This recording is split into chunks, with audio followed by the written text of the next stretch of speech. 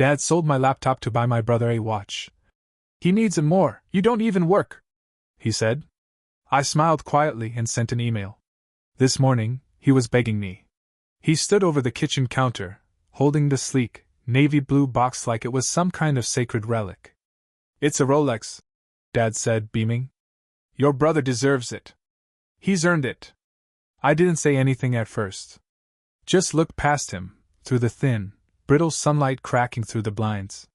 Somewhere in the back of my mind, I heard my own voice echoing, "Don't react. Just breathe." He needs it more, Dad continued, placing the box into my brother Derek's open hands. You don't even work. You're always on that laptop. What are you doing with your life anyway? And there it was. The sentence that brought everything to a still. A single sentence, like a pebble thrown through glass. And with it, the familiar shatter followed, the disbelief, the anger, the sharp edges of being seen but never understood. What he didn't know was that the laptop he sold, my laptop, wasn't just something I used for scrolling or gaming or whatever he imagined I did in his ever-shrinking mind.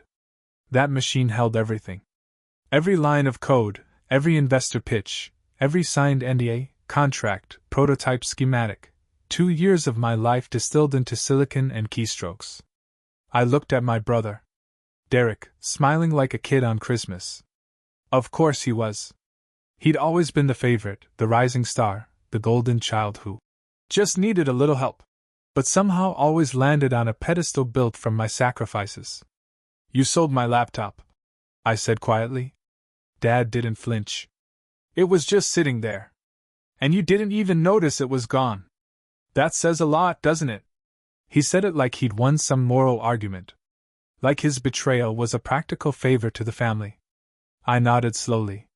My chest burned, but my face stayed neutral. Then I turned, walked to my room, and sat at my desk, now just a bare surface where the most important piece of my life used to sit. I picked up my phone, opened a secure messaging app, and typed just 3 sentences. Initiate the backup plan. Lock the mainframe. Move forward without them. The response came seconds later. A thumbs-up emoji. From my co-founder. I smiled. Cold, small, and real. By midnight, the plan was already in motion. My co-founder, Ellie, had been urging me to make this move for months. You're too sentimental, she said once over a coffee we couldn't afford. You don't owe them anything. This thing you're building, it's yours. Not theirs. Back then, I wasn't ready.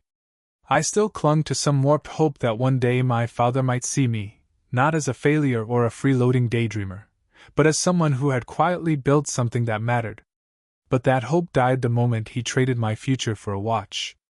I sat in the dim light of my now lifeless desk and opened my email.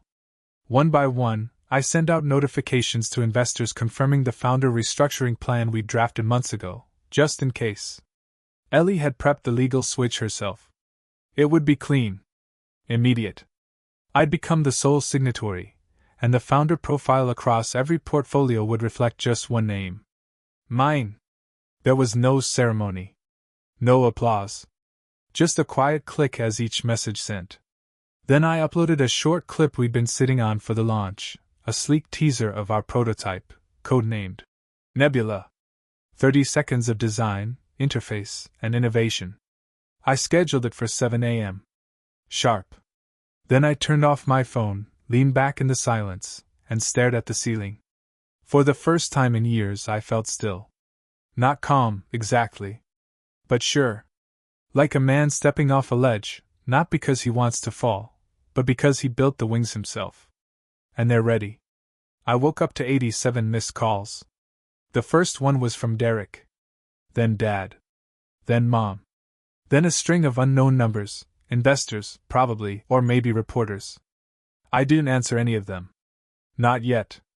The teaser video had dropped exactly as scheduled. By 7:12 a.m., it had over 40,000 views. By 8 o'clock, 2 industry blogs had already picked it up. By 9:15, I was trending on LinkedIn under Founders to Watch.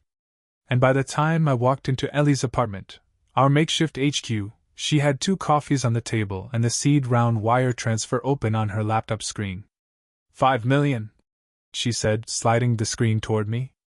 I stared at the numbers like they weren't real. $5 million. No more ramen dinners. No more cold garages. No more biting my tongue when my father called me unemployed. And just like that, it was real. Ink signed. Bank verified. We were funded. We did it, I whispered. Ellie nodded. No. You did it. And your name's the only one on the cap table now. That part was her idea. Not out of spite, though I'd be lying if I said it didn't feel good, but out of protection. Clean lines. No family interference. No chance for my father to claim credit, or Derek to sneak in as a strategic advisor.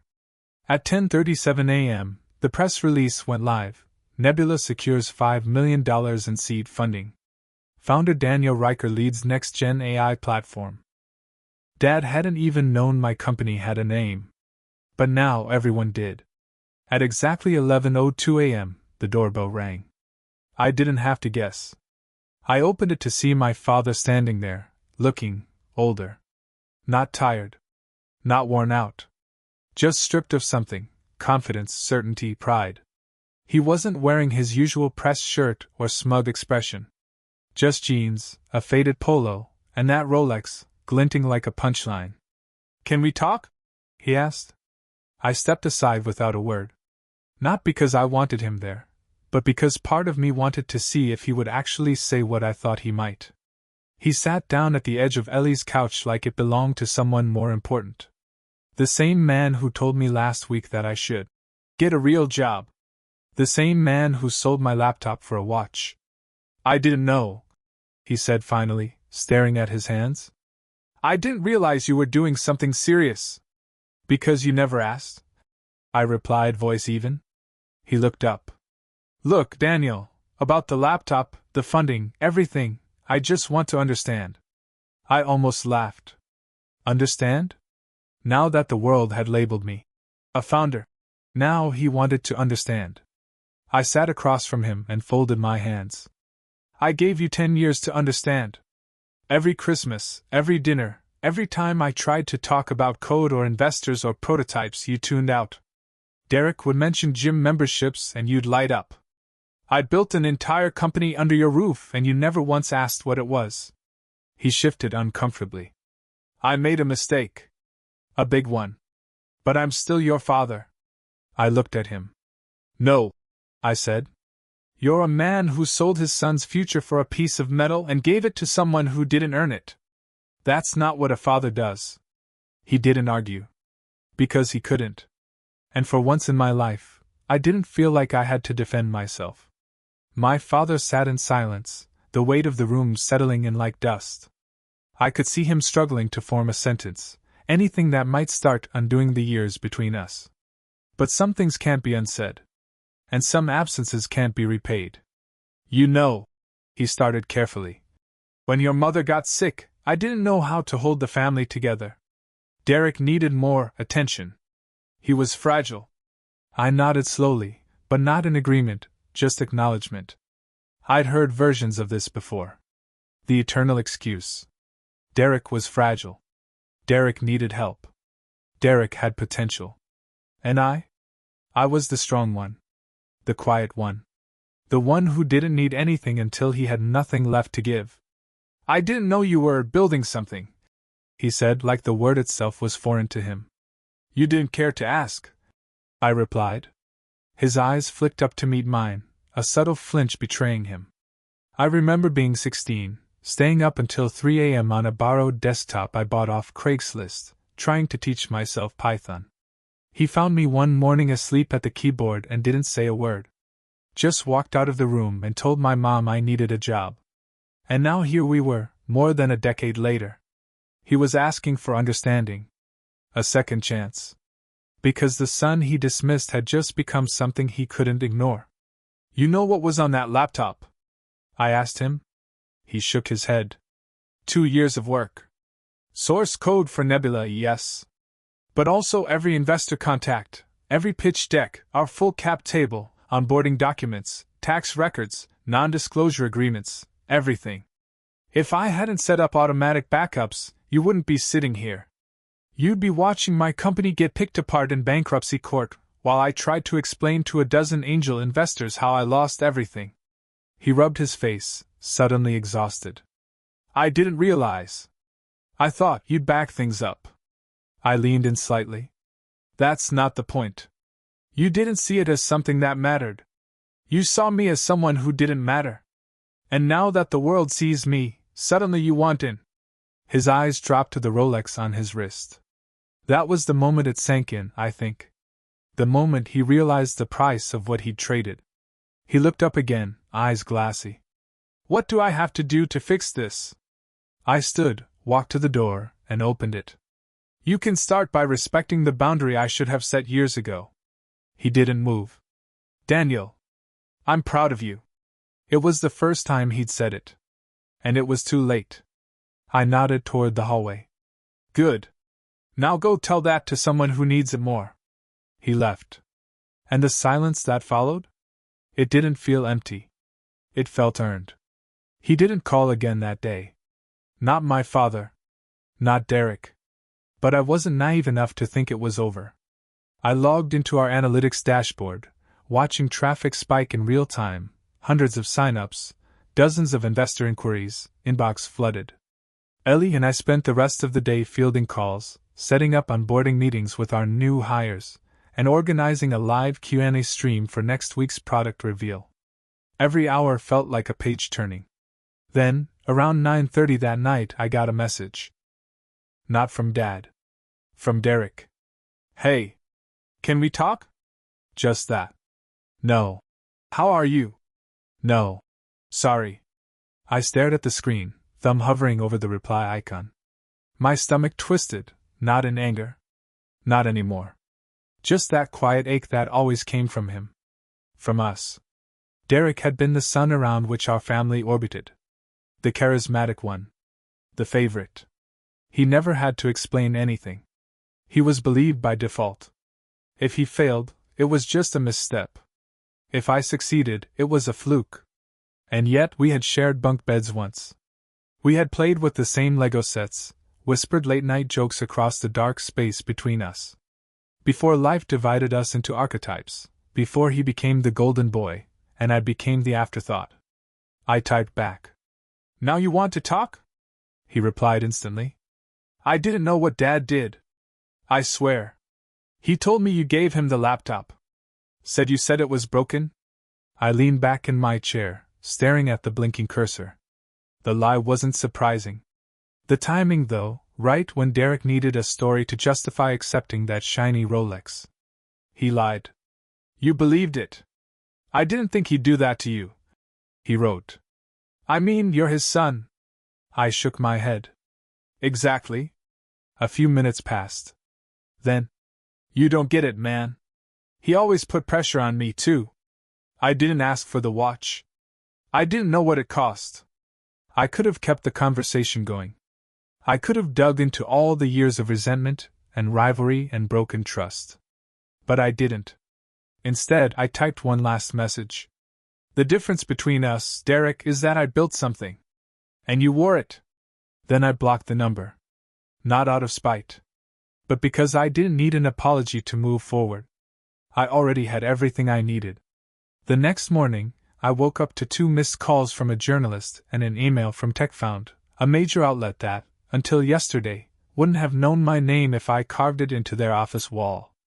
The subject line read, "Interview request, Daniel Riker, founder of Nebula, the Silent Giant." Ellie snorted when she saw it. "Silent Giant? That's what they're calling you now." I shrugged. Better than disappointment to his family. The piece went live by noon. A surprisingly accurate article, quoting industry analysts calling Nebula a potential disruptor in AI operations, and noting the unusually quiet rise of our startup. No leaks, no hype trains, just solid groundwork and an explosive reveal. My inbox exploded again. Messages from people I hadn't heard from in years. Old college classmates. Former coworkers. Even an ex who once told me I'd never be able to commit to anything real. But none of those surprised me as much as the one sitting unread in my inbox that afternoon. Subject from Dad. I clicked it open. Daniel. I read the article. You look strong. Confident. I always knew you were smart, but I didn't realize how far you'd gone. I made mistakes. Maybe more than I want to admit. I just want a chance to be part of your life again. Proud of you. Dad. No blame. No excuses. But also, no real ownership.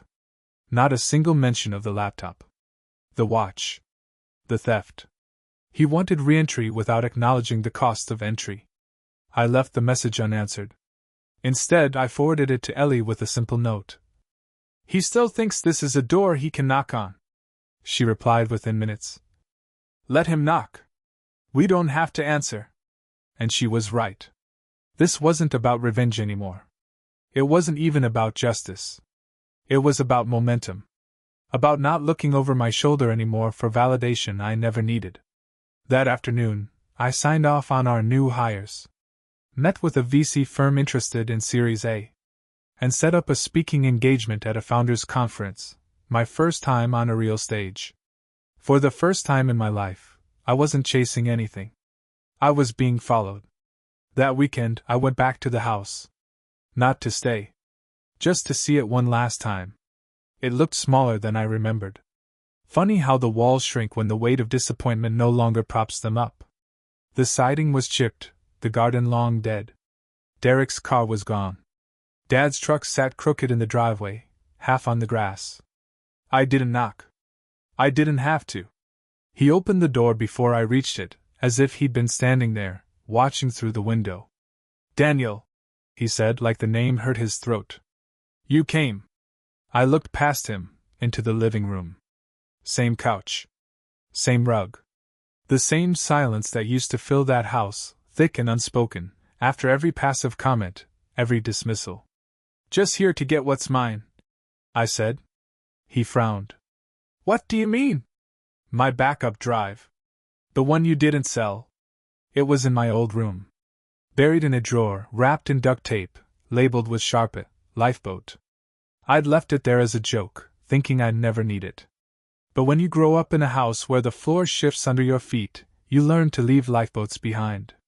I grabbed it and turned to leave. Daniel, he said from the hallway. I meant what I wrote. I'm proud of you. I paused at the doorway. Are you? I asked. He nodded too quickly. Of course. Because of the seed round?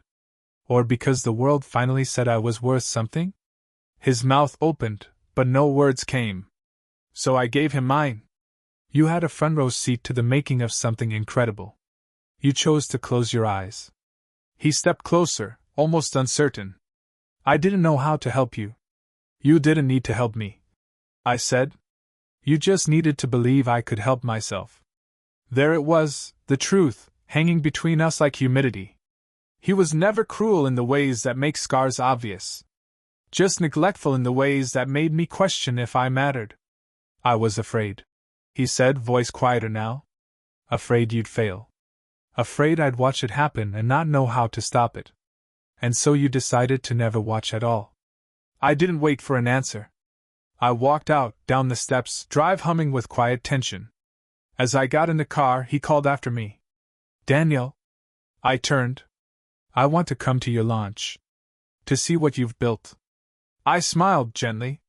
Stay home, Dad. Watch it like everyone else.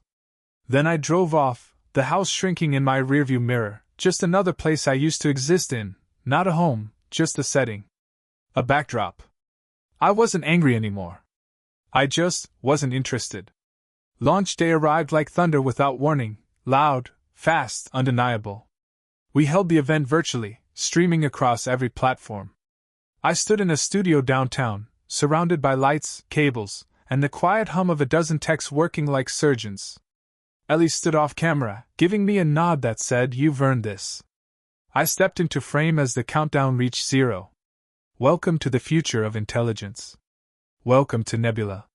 The product demo rolled with precision. Real-time AI optimization for supply chain logistics. Predictive modeling that could shave millions off operational costs. One click, one dashboard, infinite potential. No stutters. No dropped frames. Just clarity. Halfway through, I glimpsed the live chat flying by: VCs, tech writers, developers, CEOs.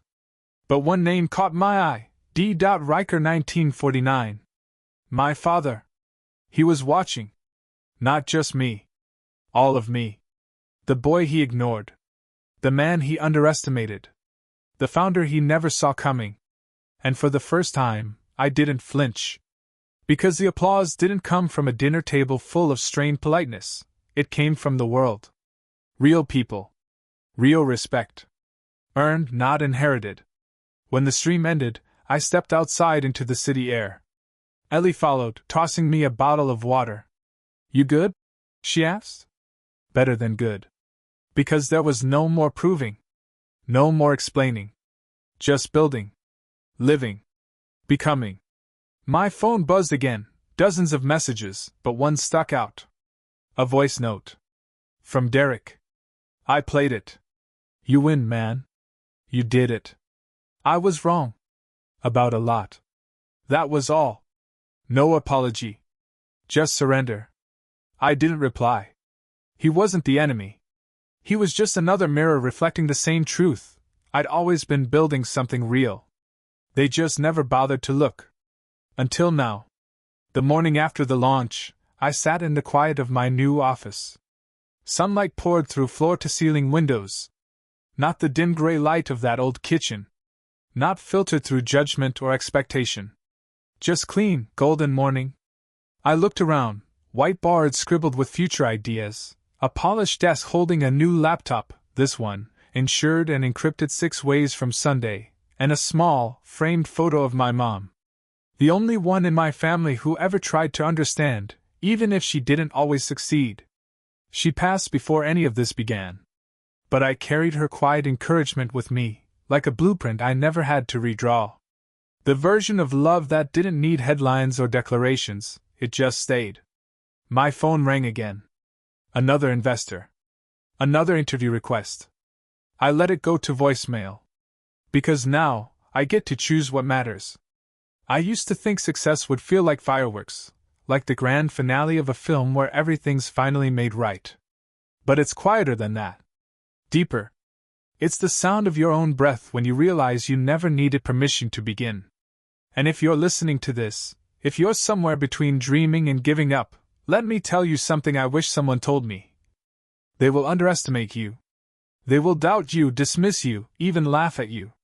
But if what you're building is real, let them. Work in silence. Build in the shadows. Smile when they call you lost, because you're not.